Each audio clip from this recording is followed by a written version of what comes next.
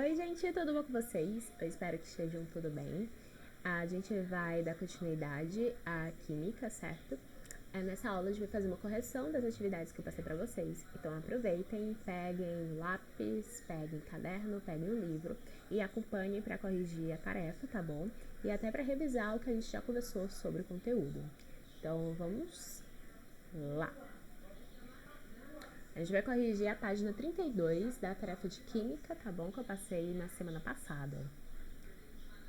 Questão 1. Qual é o termo utilizado para descrever a mudança do estado sólido para o líquido e para descrever a mudança do estado líquido para o gasoso? Item B. O que significa dizer que o material sublimou? Então vamos ver aquela tabelazinha, aquele esquema que vai explicando qual é o nome do processo de cada mudança de estado físico. Fala do estado sólido para o estado líquido, né?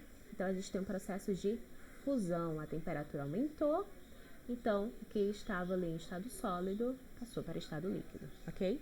E do estado líquido para o estado gasoso, a gente tem a vaporização, certo? O item B vai falar também sobre sublimação. O que quer dizer sublimação?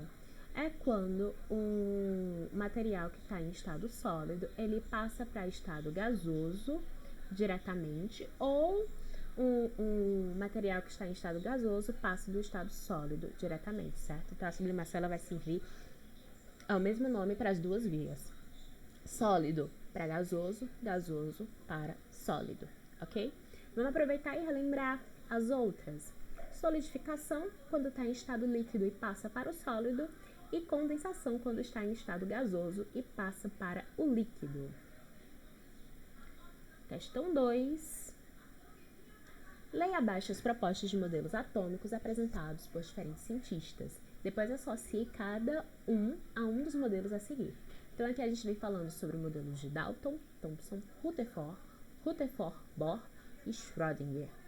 O item A, a gente tem aqui um modelo com sinais de mais e de menos. Então, provavelmente está relacionando as cargas positivas e negativas. Vamos procurar aqui. Dalton, ele fala apenas de partículas indivisíveis. Thomson fala de esferas com cargas positivas e negativas. Então, vamos ficar de olho no Thomson. Rutherford fala que um núcleo de carga positiva com elétrons de carga negativa orbitando ao seu redor. Não, aqui a gente vê todo mundo junto. Rutherford Bohr fala de um núcleo com partículas positivas, prótons, e partículas neutras, nêutrons, com elétrons distribuídos em níveis energéticos orbitando ao seu redor. Não, a gente não está vendo aqui nenhum núcleo. E o Schrödinger fala de novo de um núcleo com partículas positivas, prótons e partículas neutras ou nêutrons, e com elétrons distribuídos em uma região com maior probabilidade de encontrá-los. Então o item A provavelmente é o quê? Provavelmente não. É o modelo do Thomson. Item B. A gente tem um núcleo aqui com partículas de cores diferentes, então a gente consegue perceber que está mostrando os prótons e os nêutrons. E aqui uma eletrosfera com os elétrons dividida em camadas, dividida em níveis. Então, que modelo é esse? É o modelo do Rutherford Bohr. Por quê? Porque está mostrando prótons e nêutrons, está mostrando dois tipos de partículas no núcleo. Também fala dos elétrons aqui orbitando ao redor do núcleo, mais distribuídos em níveis energéticos, em camadas. O item C, a gente tem apenas o núcleo com uma carga, que aqui é a carga positiva, os prótons, orbitando por elétrons. Então, é o modelo do Rutherford. É uma versão um pouco mais simplificada do modelo do Bohr. Item D, a gente tem apenas uma esfera vermelha. Isso é o que? É o modelo do Dalton, o Dalton fala que o átomo ele é indivisível.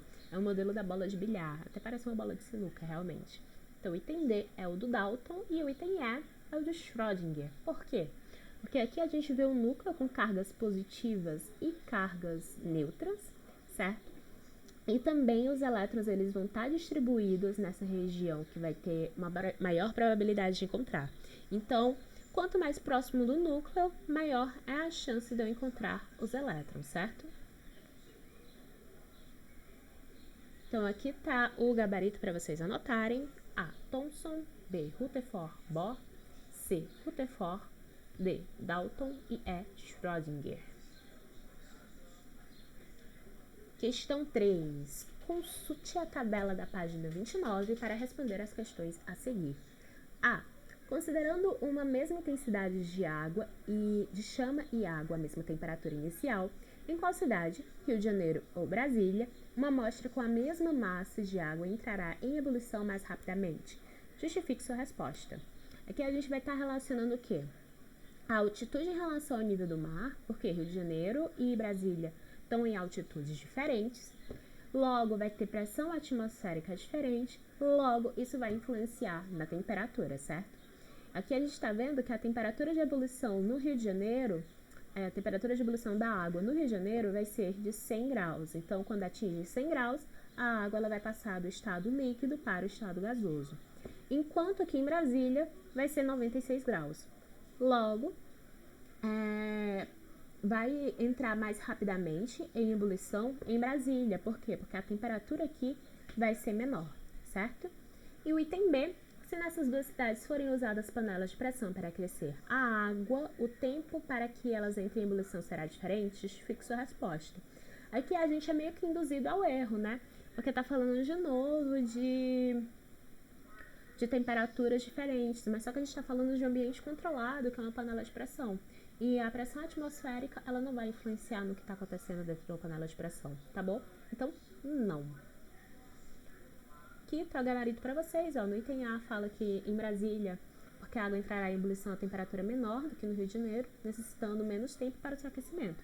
Isso acontece porque a pressão atmosférica em Brasília é menor do que no Rio de Janeiro. E no item B, quer dizer, aponta que é não, pois no interior desse tipo de panela a pressão não depende da pressão atmosférica. Exatamente o que a gente conversou. Questão 4. Com base no modelo de partículas, explique por que ao abrir um frasco de perfume com a mesma distância, percebe-se rapidamente sua fragrância. Então, quando a gente abre um perfume, borrifa um perfume, a gente está abrindo e com o tempo vai evaporar um pouquinho daquele perfume, certo? Então, ali eu tenho o perfume vai estar em estado líquido e ele evaporar vai para o estado gasoso. O que é que acontece com as partículas? No estado líquido, elas vão estar um pouquinho mais juntas. Enquanto no estado gasoso, as partículas elas vão se comportar dessa forma, certo? Elas vão vibrar com mais intensidade e elas vão estar mais afastadas de uma da outra. Então, no estado gasoso, vai ser muito mais fácil aquela partícula se espalhar naquele ambiente, certo? Então, com o frasco aberto, o perfume ele pode passar do estado líquido para o gasoso e nesse estado as partículas preenchem todo o espaço disponível. Assim, as partículas constituintes do perfume alcançam lugares distantes. Vamos passar para a questão 5. É uma questão do Enem, gente. Apesar de assustar um pouquinho por ser questão do Enem, é só para a gente prestar um pouquinho de atenção porque é uma pergunta bem fácil. Primeiro, em relação àquilo a que chamamos água, quando congela, parece-nos estar a olhar para algo que se tornou pedra ou terra, mas quando derrete e se dispersa, esta torna-se bafo e ar. O ar, quando é queimado, torna-se fogo e, inversamente, o fogo, quando se contrai e se extingue, regressa à forma do ar. O ar, novamente concentrado e contraído, torna-se nuvem e nevoeiro. Mas a partir desses estados, se for ainda mais comprimido, torna-se água corrente. E de água torna-se novamente terra e pedras. E deste modo, como nos parece, dão geração uns aos outros de forma cíclica. Isso daqui foi escrito por Platão, lá na Grécia Antiga. Do ponto de vista da ciência moderna, os 4 elementos escritos por Platão correspondem, na verdade, às fases sólida, líquida e gasosa e plasma da matéria, certo? Plasma a gente não chegou a conversar, mas é o estado físico do fogo, ok? Vocês vão aprender isso mais à frente. As transições entre elas são hoje entendidas como consequências macroscópicas de transformações sofridas pela matéria em escala microscópica. Excetuando-se a fase do plasma, essas transformações sofridas pela matéria em nível microscópico estão associadas a quê? A troca de átomos entre diferentes moléculas de material? Não, a gente não viu sobre isso. Transmutação nuclear dos elementos químicos do material? Não. ser redistribuição de prótons entre os diferentes átomos do material? Não. Mudança da estrutura parcial formada pelos diferentes constituintes do material? Talvez. E alteração das proporções de diferentes isótopos de cada elemento presente no material. Então, o certo é o item D, que é a mudança na estrutura espacial formada pelos diferentes constituintes do material. O que quer dizer mudança na estrutura espacial? Mudança na conformação daquele material. Então, as partículas daquele material, eles vão estar em mudança. No estado sólido, eles vão estar mais juntos um do outro e vibrando menos. No estado líquido, vão estar um pouco mais afastados e vibrando mais do que em relação ao estado sólido. E no estado gasoso, cada partícula vai estar uma dispersa da outra e vibrando bastante, certo? Então, o certo é o item D. E agora a gente vai para a última questão. Questão 6. Em grupo, pesquisem o fenômeno do aquecimento global. Procure informações a respeito das consequências do fenômeno nas regiões da superfície terrestre cobertas por gelo.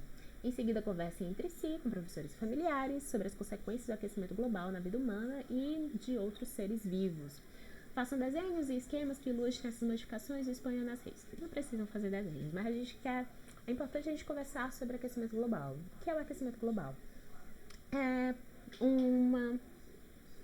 um processo de acentuação do efeito estufa que já ocorre naturalmente aqui na Terra. O aquecimento global, a Terra ela vai estar passando por um aumento de temperatura maior do que o normal e do que é admitido. Isso é causado pelo quê? Pelo aumento de gases que são colocados, acabam caindo na atmosfera, acabam sendo expelidos na atmosfera, e esses gases principalmente estão relacionados à poluição. Então, o dióxido de carbono, o monóxido de carbono, enxofre e outros gases, gás metano também. E o que é que isso acontece? Isso vai fazer com que a Terra ela fique mais quente. Aí vamos imaginar nas regiões polares, nas regiões onde eu vou ter uma maior quantidade de geleiras. Aquele gelo, se eu aumentar a temperatura, vai acontecer o quê? Ele vai passar de sólido para líquido, não é mesmo? Então vai ocorrer um processo de fusão. Então aquele gelo ele vai derreter, certo? Isso pode acontecer o quê?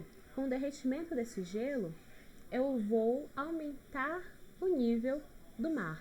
Então pode ocorrer inundações. Tem modelos até de algumas cidades sendo destruídas, sumindo do mapa, porque elas vão ser inundadas pelo aumento do nível do mar.